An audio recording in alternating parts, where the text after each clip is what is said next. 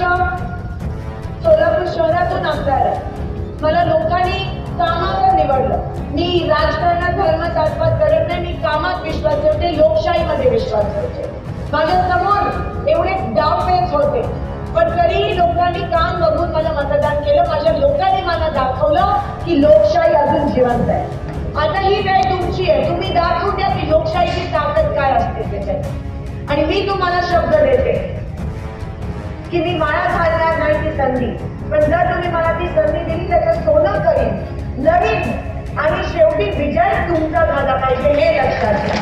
विजय हा लोकशाहीचा झाला पाहिजे.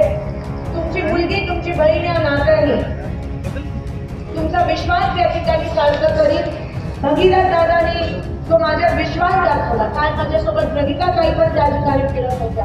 पूर्ण मंगळवेढा, पंढरपूर, मी एक गाव त्या ठिकाणी गेली आणि फक्त मतं मागायला नाही, पण तुम्हाला सांगायला की जेव्हा या मायबाप सरकारने तुमच्याकडे पाठ फिरवली तेव्हा महाविकास आघाडीच्या माध्यमातून आम्ही सगळे तुमच्या सोबत खंबीरपणे उभे आहोत. तुम्हाला कधी वाटलेलं का की शिवसेना आणि काँग्रेस एकत्र येतील? पण जी लोक ते बाळासाहेब ठाकरे, उद्धवसाहेब ठाकरेच्या पाठीत खंजीर खुपसू शकतात, जी लोक शरद पवार साहेबांच्या पाठीत खंजीर खुपसू शकतात, ते तुम्हाला आम्हाला काय सोडणार? हे सगळे लोकनेते, बाळासाहेब ठाकरे साहेब असतील, शरद पवार साहेब असतील, शिंदे साहेब असतील, देशमुख साहेब असतील, सगळे लोकनेते महाराष्ट्राच्या कानाकोपऱ्यात फिरलेली ही लोक आहेत. पूर्ण महाराष्ट्र त्यांना ओळखतं. मास लीडर ज्याला आपण म्हणतो. मला सांगायला बीजेपी मध्ये कोण आहे? एक फसवणीस. काल तर त्यांचं नाव बदललं. फोडाफोडीमुळे त्यांना फडणवीस कोणीतरी नाव आहे. एवढं मोठं गाजर दाखवलं आरक्षणाचं. एक दिवसाचं नाटक केलं, अधिवेशन घेतलं आणि आमचे माईकच बंद केले. तिकडे एसआयटी इन्क्वायरी लावली, लाठीचार्ज केला. आम्ही मागितली की एसआयटी रद्द करा. मी सोलापुरात वैयक्तिक तिकडे सांगितलं की एसआयटी रद्द झाली पाहिजे. एवढंच नाही, तो भाजपच्या उमेदवारांनी दादा करला, भाजपच्या उमेदवारांनी बडबडमध्ये जो हल्ला झाला मराठा बांधवांवर, त्या ठिकाणी गुन्हा दाखल केला भाजपच्या या उमेदवारांनी. मी मनोज जरांगे पाटलांचा मनापासून आभार मानते. त्यांनी उमेदवार दिला नाही. आणि म्हणाले की ज्यांना निवडून आणायचे त्यांना निवडून आणा आणि ज्यांना पाडायचं त्यांना पाडा. मला पण विचारलेलं एसपीनी, जसं माझ्यावर पण सरकोलीमध्ये काही झालेलं, मी म्हणाली एसपीनी, मला पहिल्यांदा असं होतं की एसपी फोन करून विचारतो तुम्हाला गुन्हा दाखल करायचा आहे. एवढं प्रॉम्प्ट, म्हणजे प्रशासनाचा दबाव, शासनाचा दबाव. मी म्हणाली ते माझे बांधव आहे, त्यांनी एवढं काय केलं की त्यांच्यावर गुन्हा दाखल करायचा? मी अजिबात त्यांच्यावर गुन्हा दाखल करणार नाहीये. आणि सगळेजण आज आमच्या सोबत आहेत, आपला प्रचार करत आहेत. पण हे बघा यांची प्रवृत्ती कशी आहे, मानसिकता. आणि म्हणून ह्या वेळेस जर एक पण मत कासेगावचं भाजपला गेलं तर आपण समजायला पाहिजे की ते मत आरक्षणाच्या विरोधातलं मतदान. जर एक पण मत भाजपला गेलं तर आपण समजायला पाहिजे की ते शेतकऱ्यांच्या विरोधातलं मतदान. जर एक पण मत भाजपला गेलं तर आपण समजायला पाहिजे की मंगळवेढ्याचा पाणी प्रश्न जो आहे तो नाही सुटला पाहिजे, म्हणून ते मत भाजपला गेलं. म्हणून मी तुम्हाला विनंती करते की सतर्क राहा. रात्र वैराची आहे, गांभीर राहू नका. 15 दिवस राहिले. खरी श्रद्धांजली भारके साहेबांना जर अर्पित करायची असेल तर महाविकास आघाडीचा उमेदवार त्या ठिकाणी आपण आशीर्वाद स्वरूपात आपण मला मतदान करा आणि 100% मी तुमचा विश्वास सार्थ करीन. विजय तुमचा झाला पाहिजे. पहिला आवाज जर संसदेत पोहोचेल तो आरक्षणाचा आणि शेतकऱ्याचा असेल. हा शब्द मी तुम्हाला या ठिकाणी देते. आणि भगीरथ दादांनी जो विश्वास दाखवला तो 100% आम्ही सगळे मिळून सार्थ करू. एवढंच या ठिकाणी सांगते आणि आपली रजा घेते. धन्यवाद.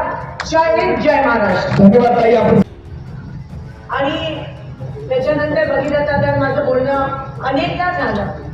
आणि आज खरं तर जी वचन आम्ही दिलेले एकमेकांना, त्या वचनाची पूर्तता आम्ही या ठिकाणी करत आहोत. आणि म्हणून कासेगावमध्ये ही सभा आदरणीय बंटी दादा आणि अमित दादा यांना घेऊन आपण करत आहोत.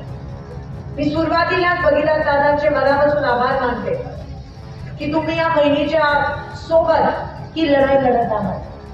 मला माहिती नव्हतं की जे आपले समोरचे उमेदवार आहेत, मला या सभेची जो दर्जा आहे तो खाली आणायचा नाहीये त्यांचं नाव घेऊन. पण जे विरोधी पक्षाचे जे उमेदवार आहेत मला माहिती नव्हतं की नानात गेल्यावर त्यांच्या पोटनिवडणुकीत त्यांनी अशी भाषा वापरलेली माहिती नव्हतं. काय संस्कृती असू शकते अशा लोकांची. त्यांनी परवा पण दाखवलं जेव्हा सोलापुरात शोभा यात्रा होती आणि त्यांनी ती घोषणाबाजी दिली.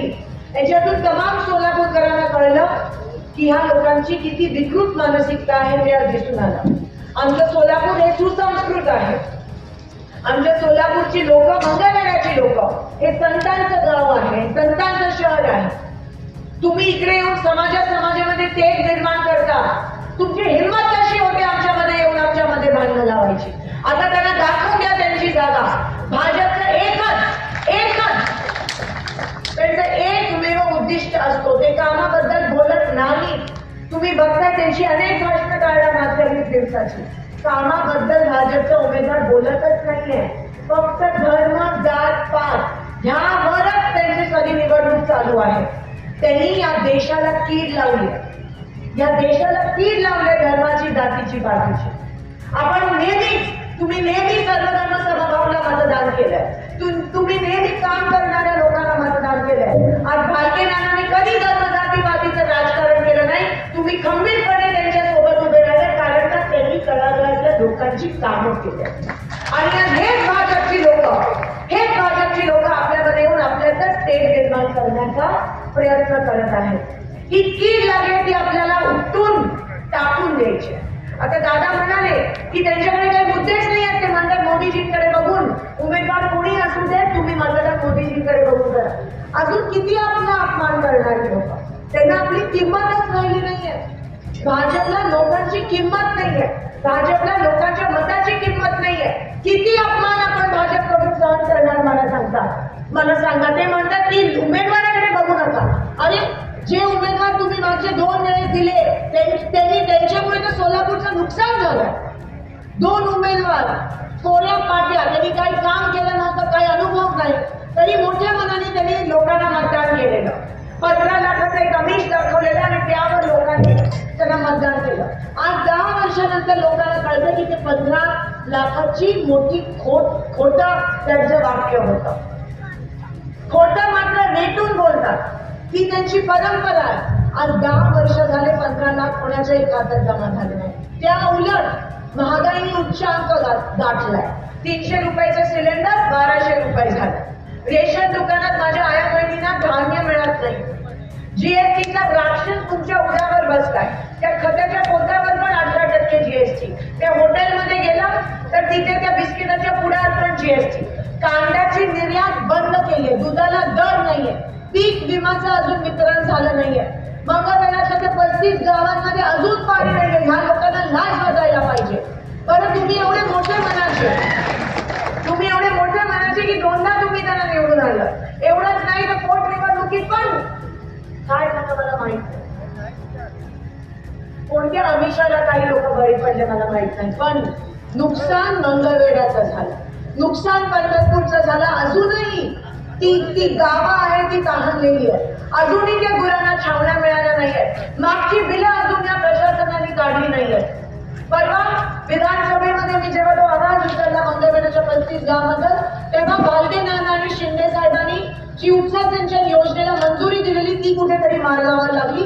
ते विरोधी पक्षाचं दबाव तंत्र म्हणून. पण लगेच हे श्रेय या लोकांनी घेतलं. आयत्या वेळात न बोला. त्यांचं ही क्लासिक यांची पद्धतच आहे. ते आनंद मास्टर साहेबांनी घरं आणली 30,000 ते पण म्हणतात मोदींनी केली. आणि ती मनमोहन सिंग आणि सोनिया गांधीजींच्या आशीर्वादाने सोलापुरात आणलेली. त्यांनी काही कामं केली नाहीये. एक साधा रस्ता मला सांगा. सत्ता त्यांची, पंतप्रधान त्यांचे, खासदार त्यांचे. एकदा तरी आरक्षणाबद्दल लोकसभेत बोललेत का?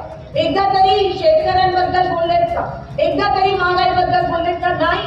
तुमचा वापर केला, मतं घेतली, सत्तेची फक्त मजा केली या लोकांनी आणि वाटोळा सोलापूरचं झालं. ज्या अन्नदाता शेतकऱ्याच्या पोटावर जे सरकार मायबाप सरकार आपण म्हणतो त्याच सरकारने तुमच्या पोटावर पाय दिला. ह्याच्यापेक्षा मोठा पाप लोकशाहीत असू शकतो का मला सांगा. ती हाय मिळेल ना, तुमची हाय मिळेल. आज सगळ्या गावामध्ये सगळ्या लोकांनी ठरवलं आणि भगीरथ दादांनी पण ते ऐकलं की लोक म्हणतात आम्ही पुढाऱ्यांचं नेत्यांचं ऐकणार नाही. ही निवडणूक आता लोकांनी ताब्यात घेतली आहे. आपण कोणीही स्वातंत्र्याच्या संग्रामाच्या वेळेस त्या चळवळीत आपण सहभागी नाही होऊ शकलो, पण ही आपली परीक्षा आहे. आता ही निवडणूक राहिली नाहीये, ही चळवळ आहे, ही लोकांमधली चळवळ आहे, हुकुमशाहीच्या विरोधातली ही चळवळ आहे. आणि म्हणून ही निवडणूक माझी नसून ही लढाई आपल्या सगळ्यांची लढाई आहे. ही आरक्षण मिळण्याची लढाई आहे, ही लोकशाही वाचवण्याची लढाई आहे, ही शेतकऱ्यांना न्याय मिळण्याची लढाई आहे, ही महिलांना सन्मान मिळण्याची लढाई आहे, ही मंगळवेढ्याच्या दुष्काळग्रस्त गावांना पाणी मिळण्याची लढाई आहे. आज त्यांचे भाजपचे खासदार म्हणतात, त्याची हिंमत कशी होते, ते म्हणतात आम्हाला संविधान बदलायचं आहे आणि म्हणून आम्हाला राज्यसभेत बहुमत पाहिजे. एवढी हिंमत त्यांची कशी होते की संविधान बदलण्याचं भाष्य ते करतायत त्या ठिकाणी. संविधान बदललं तर आरक्षण टिकणार नाही, संविधान बदललं तर आपला आवाज दिल्लीपर्यंत पोहोचणार नाही, संविधान बदललं तर शेतकऱ्यांचं अस्तित्व या ठिकाणी निघून जाईल. आणि म्हणून ही गरज आहे की आपण सगळ्यांनी एकत्र होणं आणि लोकशाही वाचवण्यासाठी, संविधान वाचवण्यासाठी हा लढा आहे.